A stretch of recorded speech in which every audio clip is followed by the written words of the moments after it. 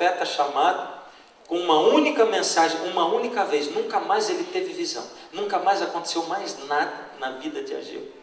Ele só teve uma mensagem para dar e pronto.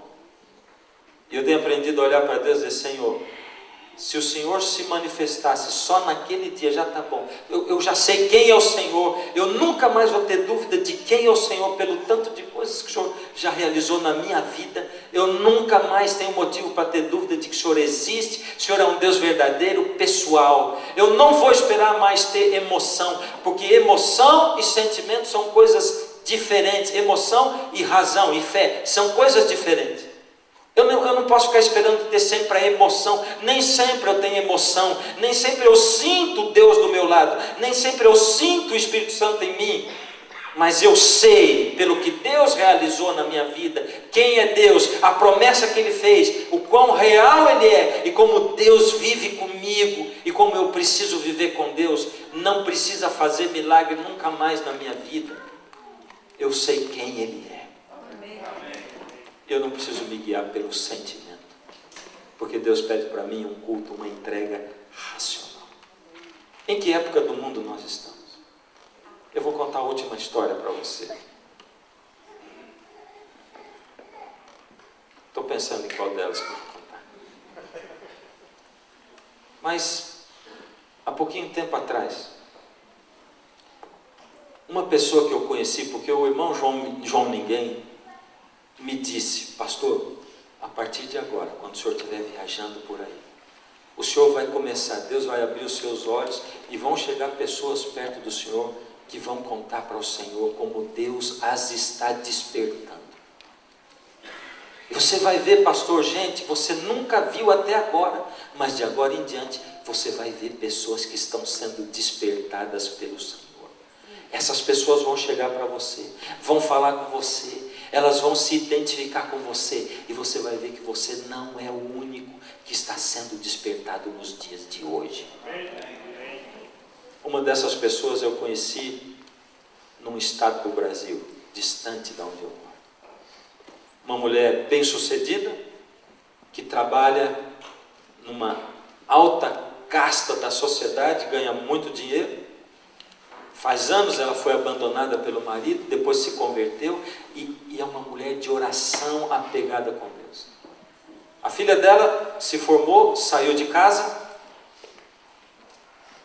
e essa mulher ficou sozinha.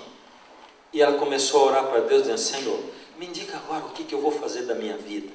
Porque eu moro nessa casa grande e tal, estou pensando em ir para um apartamento menor, mas o Senhor sabe que eu não faço nada na vida sem falar com o Senhor. Me indica, Senhor, por favor. Orou assim numa noite. No outro dia, foi conferir os e-mails, tinha orado para Deus de novo, pedindo de novo a orientação. E a primeira coisa que ela abriu foi um spam. Estava escrito assim: compre uma chácara. E ela disse assim: não pode ser o senhor respondendo. Coincidências acontecem também, né? Quando foi na semana seguinte, ela foi para a igreja, e um amigo dela, sem mais, sem menos, chegou para ela e disse assim: escuta, eu tenho uma chácara para vender, você não quer comprar? Ela falou: Senhor, o senhor não está me falando para eu comprar uma chácara? O que eu vou fazer numa chácara? Eu sozinha, morar numa chácara?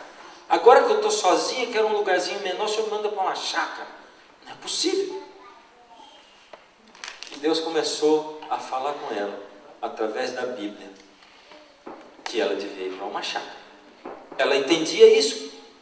E cada vez a coisa ficava mais pormenorizada, porque na comunhão dela com Deus, através da palavra, Deus começou a dar distâncias. E ela chegou à conclusão de que a chácara dela tinha que estar a 50 quilômetros da cidade onde ela morava, que tinha que ter nascentes de água, e que tinha que estar ao lado de cavernas. E cada vez ela se achando mais maluca, disse: Senhor, não é possível. Então ela disse para um amigo dela e falou assim: é o seguinte, eu vou ver a tal da chácara, me mostra. Foram, e ela contou 50 quilômetros até a chácara. O rapaz mostrou a chácara e disse: olha, aqui tem nascentes de água. E a última coisa que ele falou assim: o lugar é um lugar muito interessante, porque inclusive está cercado de cavernas por aqui. Não é possível. O que eu vou fazer numa chácara? Enquanto isso, lá no outro estado, do outro lado do Brasil, uma outra pessoa que eu conheci nas mesmas condições, amiga minha e amiga dela, as duas morando distantes, há tempo sem se falar, para essa outra, do outro estado, Deus deu um sonho, e no sonho Deus disse: você vai falar para fulana que mora lá, para ela comprar uma chácara, 50 quilômetros da cidade dela, com nascente de água, cavernas ao redor. O que eu não disse para ela é o que ela vai fazer com a chácara. Mas eu vou dizer para você, você vai contar para ela, para ser confirmação para ela. Aí ela ligou para outra: olha, eu tenho que te falar um negócio. Talvez você vai estranhar o que eu vou te falar, mas Deus me deu um sonho. Ele pediu para você comprar uma chácara a 50 quilômetros da cidade, com nascentes de água e cavernas ao redor. E a outra começou a chorar do outro lado e disse: eu só não sei o que é para eu fazer lá. Isso Deus me falou. Ele disse que você vai preparar essa chácara, porque você vai abrigar nela as últimas pessoas que estarão pregando dentro da cidade. Eles vão pregar lá e vão dormir na sua chácara, antes de não dar para ficar nem ali. Você vai cultivar isso, aquilo, vai aprender, porque você não sabe. Você vai ter um tempo e vai se preparar para isso. Caverna é porque se em algum momento precisar fugir, você tem para onde ir. É isso. É verdade isso? É mentira? Não sei. Eu não tenho motivos para duvidar disso. Mas eu também não quero fazer um alarme com isso e as pessoas dizem: Jesus está voltando. Como diz o pastor Samuel, marcando data para a volta de Jesus? Não. Mas eu sou nascido nessa igreja, queridos.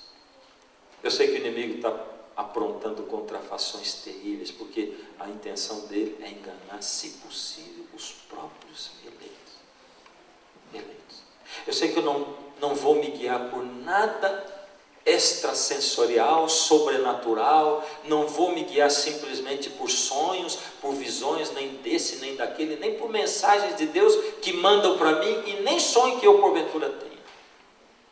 Porém, todos os dias eu me pergunto assim, quando aqui em Joel diz: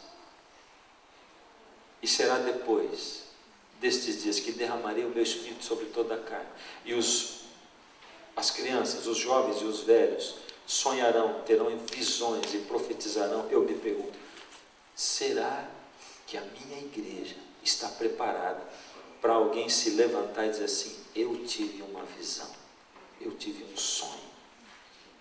Ou será que nós estamos preparados para chamar a esses de fanáticos, de loucos, de pejorativamente pentecostais? Logicamente que os exageros haverão, mas eu ficava pensando, como é que vai ter contrafação numa igreja que não tem nem fação? Se a gente não fala do batismo do Espírito Santo, como é que vai ter contrafação do batismo do Espírito Santo?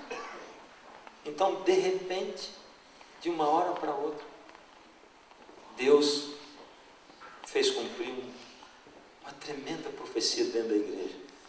Botou um camarada lá na conferência geral, um tal de Ted, amigo do Williams aí, e que votou um documento dizendo para a igreja, a partir de agora, pregar sobre reavivamento e reforma. Fazia 2 anos que eu estava pregando isso com medo, entre aspas, por estar falando coisas como essa que eu estou falando para vocês, porque eu não posso esconder aquilo que está acontecendo comigo. E Deus tem dito assim: clama, grita a altos pulmões, toca a trombeta, é hora de subir em cima dos muros e falar. E eu entendo que Deus me pede para falar, e eu não posso me calar quando Ele me pede para falar. Amém.